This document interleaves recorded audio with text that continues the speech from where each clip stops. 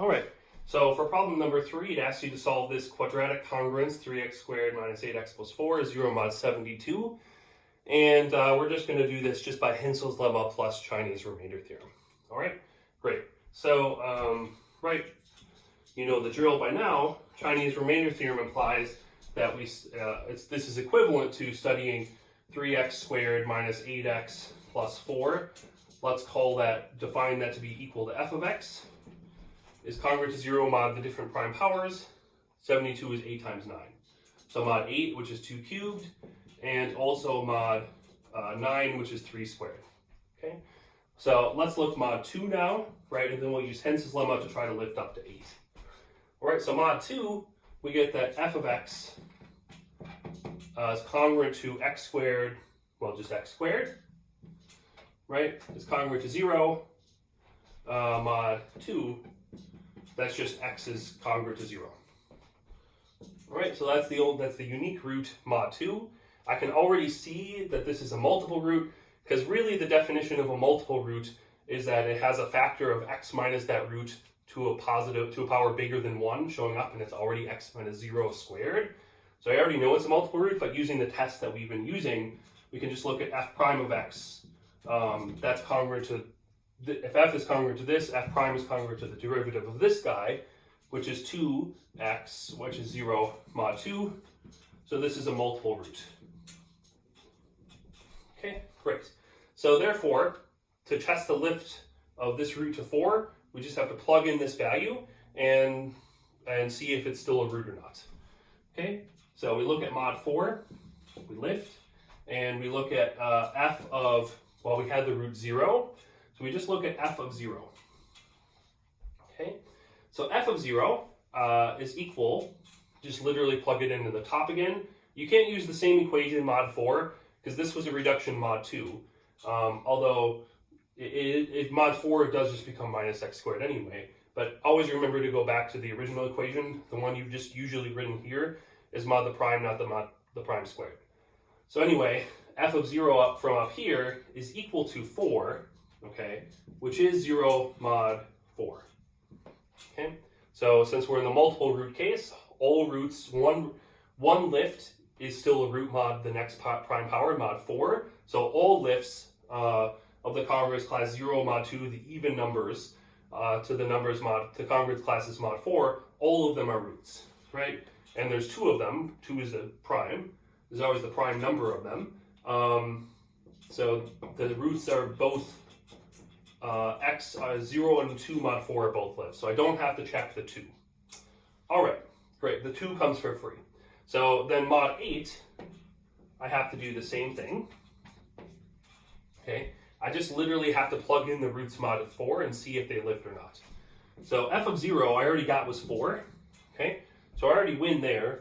I know it doesn't lift because 4 is not congruent to 0 mod 8.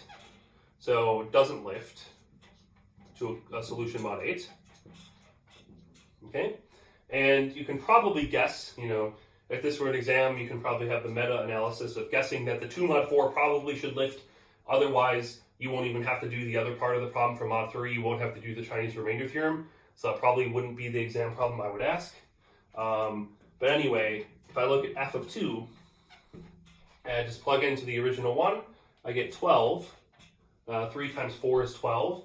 Minus 16 plus 4. That's 16 minus 16 is identically equal to 0. Which is certainly congruent to 0 mod 8. Okay, so therefore x is congruent to 2, and its other lift, the other lift of 2 mod 4, you just have to shift by 4. So you get 2, and 2 plus 4 is 6. Mod 8 are the lifts, right? So exactly the solutions to this equation, mod 8, are x is 2 and 6 mod 8.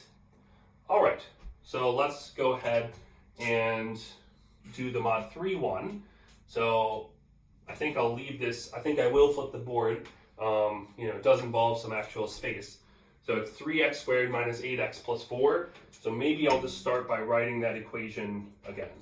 So the polynomial is 3x squared plus 8x plus 4. Wait, maybe it's minus 8x. 3x squared minus 8x plus 4. Yeah. Okay, So we had to study this mod 9, so we first looked mod 3. All right, so mod 3, I get that f of x, I just reduce the coefficients, right? So 3 goes away, minus 8 is really a 1, and then 4 is also a 1. Okay? So this guy is congruent to 0 mod 3. The unique root, of course, is x is minus 1, or I'll also write that as x is 2 mod 3.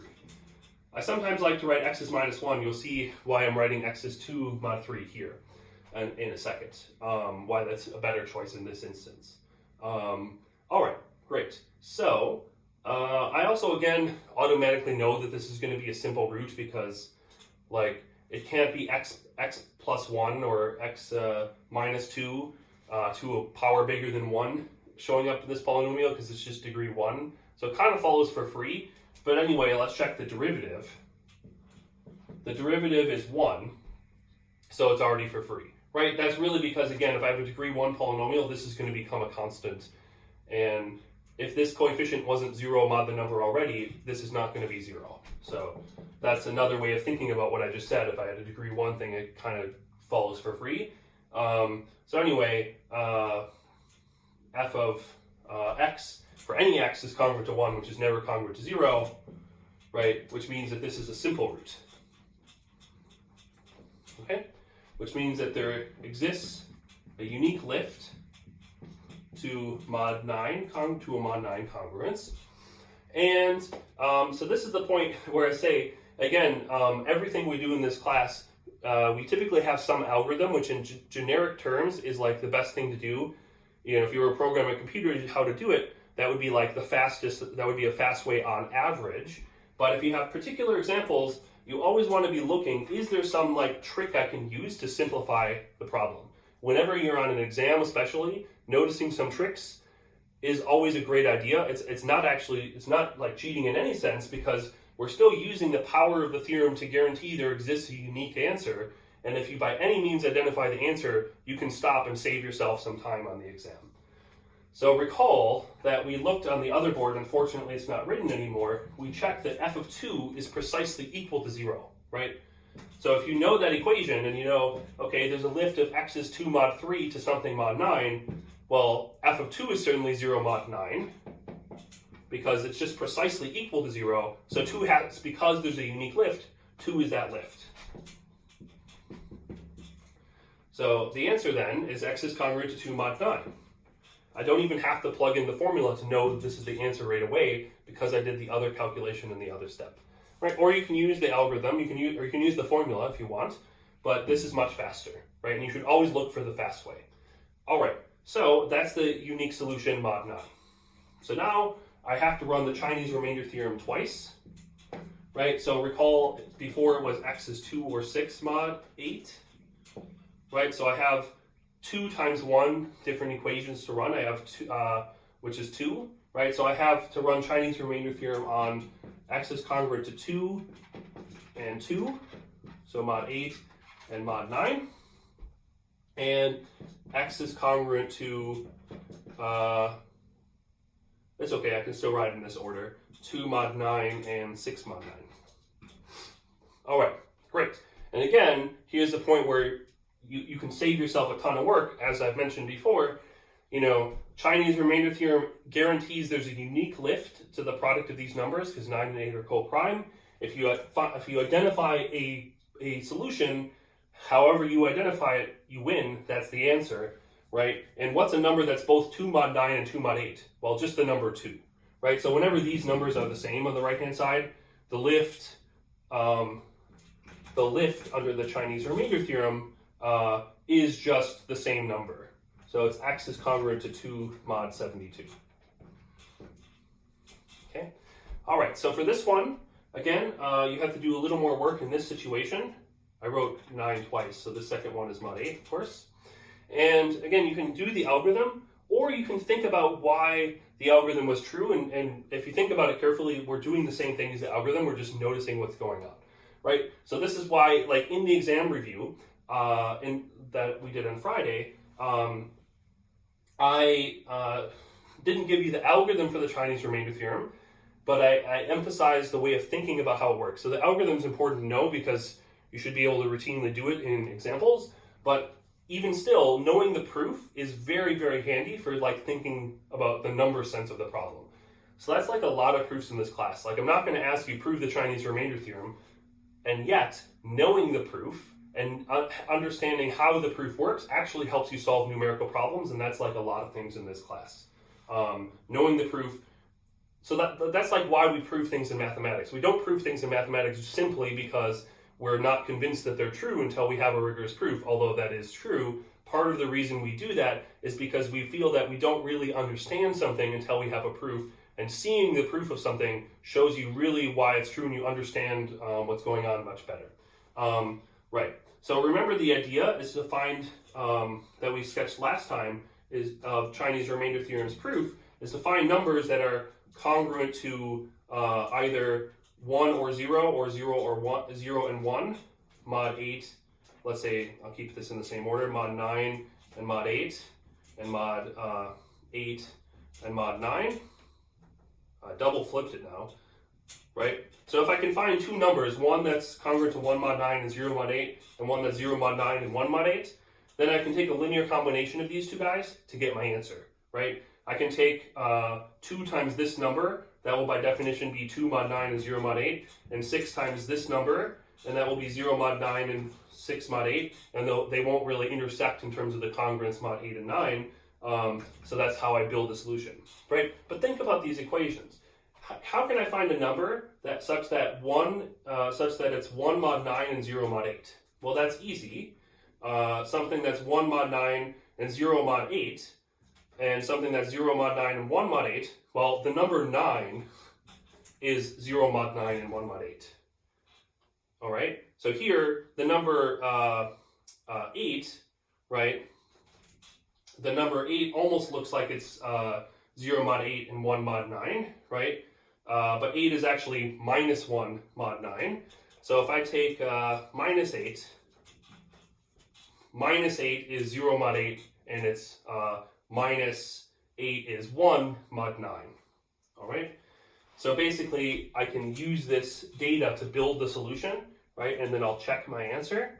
So if I take the 1 corresponding to 9 times the one that has a, if you think about these again as like elementary basis vectors, the kind of elementary basis vector corresponding to 9 in a certain sense, you get 2 times this minus 8, okay? And then you get plus 9 times this 6, right? So what we're really using here is we're using the fact that the Bézier identity is really simple. So like the Bézier identity, this Euclidean algorithm, like it goes into every algorithm that we do in the class more or less, right? And here it's just the fact that when you have two moduli that differ just by 1, the Bézier identity is like really easy to compute. It's just, 1 is the other minus 1. So, right, so think about this number. Again, Chinese remainder theorem guarantees there exists a unique lift. So if you find one by any means, you win, right? And this is really what the algorithm is doing. So look at this number x mod 8. Well, mod 8, this first term dies, and 9 is 1. So this is 6 mod 8, good. And mod 9, this dies, and minus 8 is 1.